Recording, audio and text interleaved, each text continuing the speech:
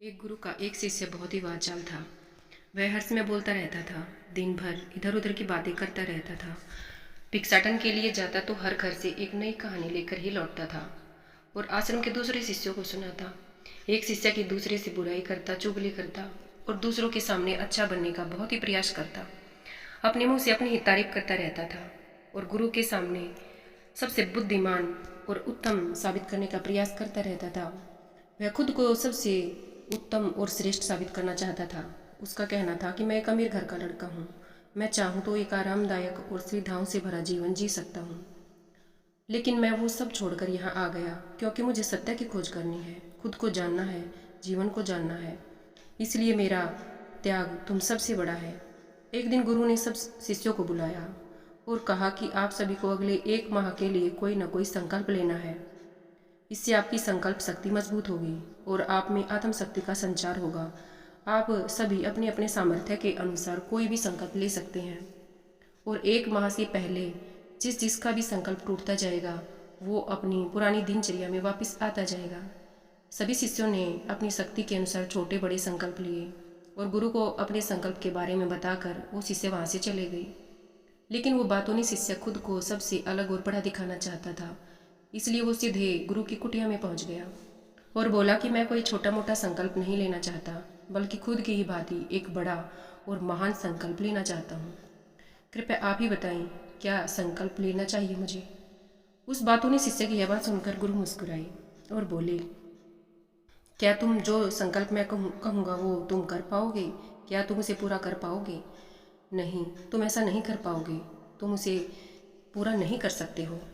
तुम खुद ही कोई संकल्प ढूंढ लो। शिष्य ने कहा कि नहीं गुरुदेव, आप जो भी संकल्प मुझे देंगे मैं जरूर उसे पूरा करूँगा। आप बताएं तो सही। गुरु ने कहा कि ठीक है, तो तुम अगले 1 माह तक चुप रहो, मुंह से एक शब्द भी नहीं निकालोगे। यही तुम्हारा संकल्प है। शिष्य ने कहा कि गुरुदेव, ये भी कोई संकल्प है? ये तो बहुत ही आसान है। 1 माह तक चुप ही तो रहना है। कोई बड़ा संकल्प दीजिए जो मेरी योग्यता के लायक हो, जिसे पूरा करने में मुझे कोई समस्या आए। गुरु ने कहा कि पहले तुम इस संकल्प को तो पूरा करके दिखाओ। शिष्य ने गुरु की बात मानी और वह उसी समय चुप हो गया और बाहर चला गया। उसे चुप रहना बहुत ही आसान लग रहा था। उसने एक दिन तो जैसे तैसे चुप रहकर काट लिया, लेकिन दूसरे दिन से उसके मन में ना बोलने का बोझ बढ़ने लगा। तीसरे दिन उसे भारीपन महसूस होने लगा और चौथे दिन उसके अंदर एक अजीब सी बेचैनी होने लगी, क्योंकि आसपास आश्रम के सभी शिष्य एक दूसरे से बातें करते थे। वो भी अपनी बातें, अपना पक्ष उनके सामने रख देना चाहता था, उनकी बोलती बंद कर देना चाहता था, लेकिन उसका संकल्प उसके आड़े आ रहा था। इसलिए वो सिर्फ मुंह और आंखें बनाता रहा। इसी तरह से कुछ दिन और बीत गए। वो शिष्य बीमार पड़ गया। उसका सर फटा जा रहा था। उसका खाने पीने तक का मन नहीं कर रहा था। वह सिर्फ बोलना चाहता था। गुरु के पास गया और उनके सामने बैठकर लिखकर गुरुदेव को अपनी बातें बताई।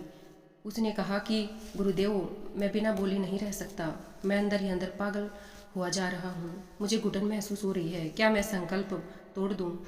गुरु ने जब उसकी ये बातें पढ़ी तो गुरु मुस्कुराए। उन्होंने कहा कि संकल्प तो तोड़ने के लिए ही होते हैं, लेकिन जो संकल्प पूरा कर देता है वही अपनी आंतरिक शक्ति को बढ़ा सकता है, और जो अपनी आंतरिक शक्ति को बढ़ा सकता है वही आगे बढ़ता है। संकल्प का लेना भी तुम्हारे ही हाथ में था और इसे तोड़ना भी तुम्हारे ही हाथ में है। तुम्हारे बहुत से बच्चों ने, शिष्यों ने पुरानी तोड़कर अपना संकल्प पुरानी दिनचर्या में वापस आ चुके हैं। अगर तुमसे नहीं हो रहा तो तुम भी अपनी पुरानी दिनचर्या में वापस आ सकते हो। लेकिन याद रहे, यदि आज तुम इस छोटे से संकल्प को नहीं संभाल पा रहे हो तो तुम अपनी बाकी की जिंदगी में कैसे बिताओगे, कैसे संभाल पाओगे? बाकी सारा फैसला तुम्हारे हाथों में है। गुरु की यह बात शिष्य के दिल में चोट कर गई। वह बिना कुछ बोले वहां से वापस चला गया और खुद को अपनी कुटिया में बंद कर दिया। वह केवल अपनी जरूरी कामों के लिए ही बाहर निकलता, बाकी सारे समय कुटिया के अंदर ही बैठा रहता। 15 दिन बीत चुके थे और आश्रम के लगभग सभी शिष्यों ने अपना संकल्प तोड़ दिया था, लेकिन उस वाचाल शिष्य का संकल्प अभी भी जारी था। संकल्प लेने के बाद से अब तक उसने एक भी शब्द नहीं बोला था। सारा आश्रम हैरान था कि इतना बोलने वाला इंसान चुप कैसे रह गया। 15 दिन बीतने के बाद वह दोबारा अपने गुरु के पास गया और लिखकर बताया कि गुरुदेव, मैं बाहर से तो चुप हूँ, लेकिन मेरे भीतर बहुत सी आवाज़ें हैं, बहुत सी चीख पुकार और शिकायतें हैं। मैं अंदर ही अंदर बात करता रहता हूँ। मेरा मन तरह तरह की प्रश्न पूछता रहता है। मैं बाहर से जितना मौन हूँ, भीतर से उतना ही शोर शराबे से भरा हुआ हूँ। मुझे शक हो रहा है कि क्या मेरा संकल्प अभी भी जारी है। गुरु ने कहा कि हाँ, तुम्हारा संकल्प अभी भी जारी है, लेकिन जब तक लोगों के लिए आवाज़ें तुम्हारे कानों में पड़ती रहेंगी, तुम्हारा मन बोलता रहेगा, क्योंकि इसे तो आदत है बोलने की। तुम भले ही बाहर से चुप रहो, लेकिन तुम अंदर ही अंदर बोलते रहो। तुम्हें इन बातों से, इन आवाज़ों से दूर जाना पड़ेगा। शिष्य गुरु को प्रणाम करके वहाँ से दूर चला जाता है और अपनी कुटिया छोड़कर जंगल की तरफ चला जाता है। कई दिन बीत जाते हैं, संकल्प का समय भी पूरा हो जाता है, लेकिन वो शिष्य लौट कर नहीं आता। आश्रम में सभी को डर था कि कहीं जंगली जानवर उसे खा तो नहीं गई। इस बीच ढूंढने की उसे बहुत कोशिश की गई, लेकिन वो नहीं मिला। सभी गुरु भाइयों ने मान लिया था कि जंगली जानवरों ने उसे अपना शिकार बना लिया होगा, लेकिन गुरु को ऐसा नहीं लगता था। एक दिन आश्रम का एक शिष्य गुरु के पास आया और बोला, गुरुदेव, उस वाचाल शिष्य के साथ क्या हुआ होगा? क्या जानवरों ने उसे मार दिया होगा? गुरु ने कहा, हो सकता है कि जानवरों ने उसे अपना शिकार भी ना बना लिया हो, लेकिन उसके ना लौटने की एक वजह और हो सकती है। शायद उसे वो मिल गया हो जिसके लिए वो गया था। शिष्य ने पूछा कि गुरुदेव, क्या ज़्यादा बोलना इतना हानिकारक होता है? गुरु ने कहा, इंसान के जीवन के बहुत सारे दुखों में से एक दुख ये भी है कि वो कभी चुप नहीं रह सकता, हमेशा कुछ ना कुछ बोलता ही रहता है। सिर्फ हमारे बोलने के कारण हमारी आधे से दुख हमारे अंदर पैदा होते हैं। परिवार में अधिक सारे जो झगड़े होते हैं, उनका सबका कारण ज़्यादातर बोलना ही होता है। हम चुप नहीं रहना चाहते, हम सामने वाले को सुना देते हैं। जो हमारे मन में होता है सब कुछ निकाल कर सामने वाले के मन में बैठा देते हैं, उसे समझाना चाहते हैं और उससे कहना चाहते हैं कि तुम गलत हो और मैं सही। और दूसरा भी यही करता है, वो भी दूसरे को गलत और खुद को सही साबित करना चाहता है, और समय के साथ साथ उन्हीं परतों को देखते रहते हैं और एक दूसरे को सुनाते रहते हैं। इस तरीके से सुनने और सुनाने का यह काम जिंदगी भर चलता रहता है, लेकिन इस नासमझी में हम खो देते हैं अपना समय, अपना जीवन, अपनी समझ, और सबसे महत्वपूर्ण वो कीमती पल जो जिए जा सकते हैं, जिनको अनुभव किया जा सकता है, जिनमें आनंद को प्राप्त किया जा सकता है। लेकिन इसके बदले हमें मिलता क्या है? कुछ भी नहीं, सब व्यर्थ और बर्बाद हो जाता है। इस पागलपन में तुमने क्या खो दिया, इसका एहसास केवल कुछ ही लोगों को हो पाता है। बाकी लोग जैसे उन्हें अपने आने का पता नहीं, वैसे उन्हें अपने जाने का पता भी नहीं चलता। शिष्य ने कहा कि तो फिर इसका क्या समाधान हो सकता है? गुरु ने कहा कि पूरी जागरूकता के साथ अपने विचारों को देखो, यही एकमात्र तरीका है सारी मानसिक समस्याओं का। दोस्तों, वर्तमान में रहकर पूरी जागरूकता के साथ अपना काम करना, जीवन में चमत्कारिक बदलाव लाना। उस वाचाल शिष्य को आश्रम छोड़कर गए हुए 3 महीने का समय बीत चुका था, लेकिन उसकी कोई खबर नहीं थी। सभी गुरु भाइयों ने उसके वापस लौटने की उम्मीद छोड़ दी थी। लेकिन एक दिन वह आश्रम लौट आता है। उसे देखकर सबकी खुशी का और आश्चर्य का ठिकाना न रहा। लेकिन वे देखते हैं कि वो नहीं जो यहाँ से गया था। उसके अंदर एक गजब का बदलाव महसूस आ रहा था, एक गजब का ठहराव उसके चेहरे पर, और उसकी आंखों में एक अजीब शांति नजर आ रही थी। आते ही सभी गुरु भाइयों ने उसे चारों तरफ से घेर लिया और उससे बातें करने लगे। वो भी अपने गुरु भाइयों से बातें करने लगा। उससे बात करने वाले सभी शिष्यों ने यह महसूस किया कि अब पहले जैसा नहीं है, ना ही वो पहले जैसा बात होनी है। उसके मुंह से एक एक शब्द बहुत ही सोचे हुए और मधुरता के साथ निकल रही है। थोड़ी देर तक गुरु भाइयों से बात करने के बाद वो सीधा गुरु की तरफ चला गया। उसने गुरु के चरण छुए और कहा कि गुरुदेव, क्या मैं अब भी मौन हूँ? क्या अब भी मेरा संकल्प जारी है? गुरुदेव ने कुछ देर तक शिष्य की आंखों में बड़े ध्यान से देखा और कहा, हाँ, तुम अब भी मौन हो। तुम्हारे मुंह से एक भी शब्द नहीं निकल रहा और तुम्हारा संकल्प अभी भी जारी है।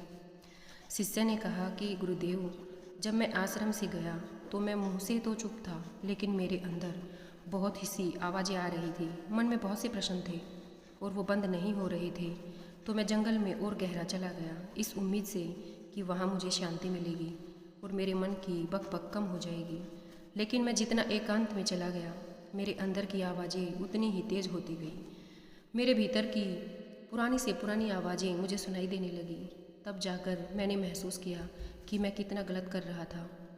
जब मैं अपने परिवार वालों, दोस्तों और गुरु भाइयों को बुरा भला कह रहा था, तो उसमें मुझे लगता था कि मैं सही कह रहा हूँ। जब मैं गुरु भाइयों की एक दूसरे से चुगली करता था और उनका मजाक बनाता था, तब भी मुझे यही लगता था कि मैं उनसे बेहतर हूँ और मैं सही कर रहा हूँ। लेकिन उस दिन पहली बार मैंने महसूस किया कि मैं कितना गलत था। काफ़ी दिनों तक ये आवाज़ें, ये शिकायतें मेरे अंदर चलती रही, लेकिन धीरे धीरे कर एक दिन ये सारी आवाज़ें मेरे अंदर से समाप्त हो गई। अब मैं भीतर से भी मौन हो गया हूँ। उस घने जंगल में बाहर से कोई बोलने वाला तो था नहीं और भीतर कोई आवाज़ आ नहीं रही थी। मैं उस दिन पहली बार मौन का सही अर्थ समझ पाया। मेरे चारों तरफ बहुत शांति थी, हालांकि अभी भी कुछ आवाज़ें आ रही थी जो पहले भी आती थी, लेकिन मैं उन्हें सुन नहीं पाता था। अब वो सभी आवाज़ें मुझे स्पष्ट रूप से सुनाई दे रही थी। हवा के चलने की आवाज़ें, चिड़िया के चहकने की आवाज़ें, पानी के बहने की आवाज़ें, भंवरों के गुनगुनाने की आवाज़ें, ये सभी आवाज़ें मैं अब सुन पा रहा था।